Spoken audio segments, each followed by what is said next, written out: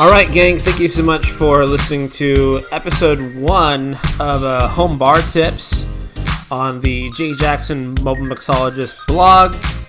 I hope this is a resource for you when you are having parties, when you're having, networking events at your house, and just wanting to create that extra touch, the extra message that says you care, whether it be at a barbecue or we're having 4th of July coming up, so that's a good example. So I wanted to give you this very simple, easy little thing to add to your repertoire that no one in my friend group is doing, and it drives me crazy. So tell me if this has ever happened to you.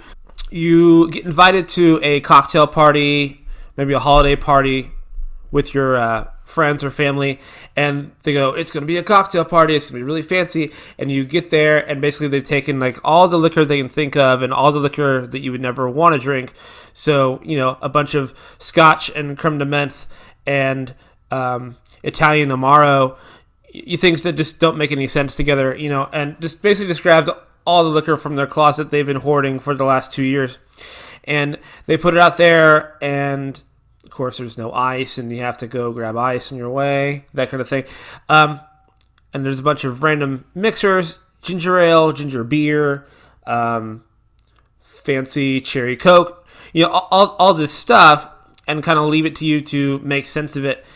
And what always happens to me when I go to these parties is they're like, all right, Josh, make us something, haha, because you're the bartender guy. And I'm like, none of this makes sense. So one of the lessons I always teach in my mixology lessons is you have these kind of 5 elements, and I'll draw them in what I call the witchy wheel of flavor, kind of these 5 elements in a circle that kind of come together to bring balance to a drink. And those 5 elements are sweet, sour, salt, spice, and herbal bitter.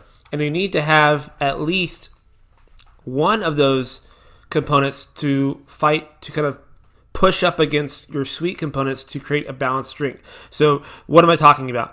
Okay, so let's take a rum and Coke, okay? So you have rum, which is, a base spirit, and it's usually on the sweeter side. It's made from sugar. It's made from either molasses or sugarcane. And then you have Coke, which is very sweet. There's really not much going on there besides sweet. Okay, so then what is the overall impression of your drink? It's going to be sweet, okay? So in the cocktail world, a great example I use is the sex on the beach. If you're going to have sex with someone on the beach, she better be very pretty or cute.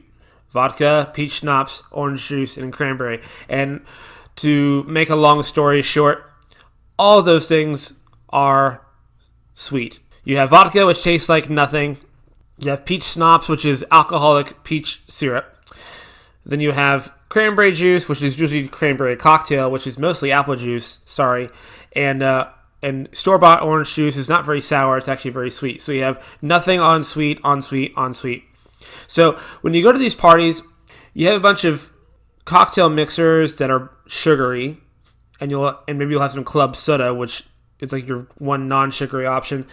Then, assuming there's ice, you'll have some melting ice in a bowl, and then you'll have a bunch of random mixers to make sense of it all with. So what my suggestion is for you guys is one very easy ingredient to add in order to make sense of all these things is lemon juice and lime juice. The topic of the day is the magic of citrus. So everyone loves sour drinks. Everyone loves margaritas.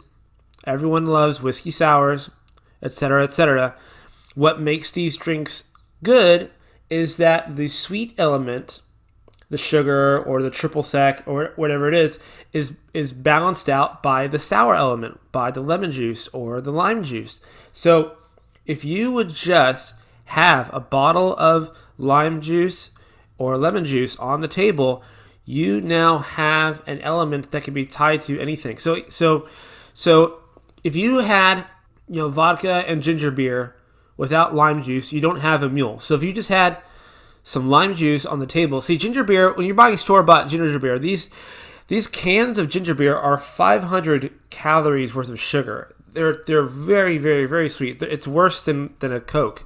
So if you were to have the lime juice, it's going to cut through the sour. If you're going to have Coke and rum and just having a splash of lime juice, it makes it a better drink. If you're going to have ginger ale with gin or vodka or tequila even, and just add some lemon juice to it, you have a much more dynamic drink.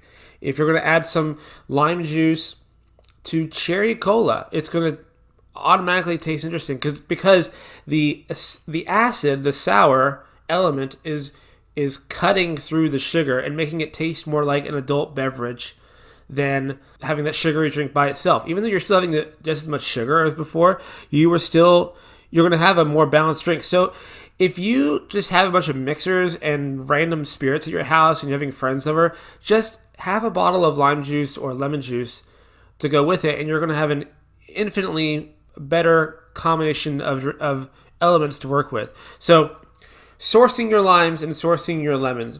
If you want to go the fresh route, which you should, then the cheapest way to do it would be to actually go to either a restaurant supply company or an international market.